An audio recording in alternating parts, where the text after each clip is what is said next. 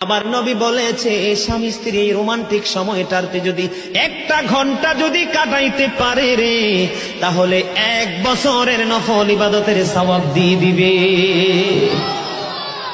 এরে যুবক, বউকে কষ্ট দিও না। স্বামী স্ত্রী যদি কিয়ামতের দিন কমপ্লেইন করে, তুমি যত বড় মোল্লা সাহেব হাজী সাহেব হও, নসিবই জুটবে না। আমি আমার মা আমার বোনদেরকে বলতে চাই, কখনো স্বামীর কলিজায় আঘাত দিও না, কারণ স্বামীর কলিজায় আঘাত দিলে তোমার জীবনে জান্নাত জুটবে না। বন্ধুরে আমার, আমি আমার নবীর জীবন থেকে যদি আপনাদেরকে আরেকটা এক্সাম্পল দেই বন্ধু, এখন আমি আমাদের দেশে স্বামী স্ত্রীর মধ্যে গলদ আছে না নাই? বর্তমান সমাজের যুবক যুবতী, নববধূ নবদম্পতি যারা স্বামী স্ত্রী, তাদের মধ্যে ম্যাক্সিমামই কলহ আছে না নাই?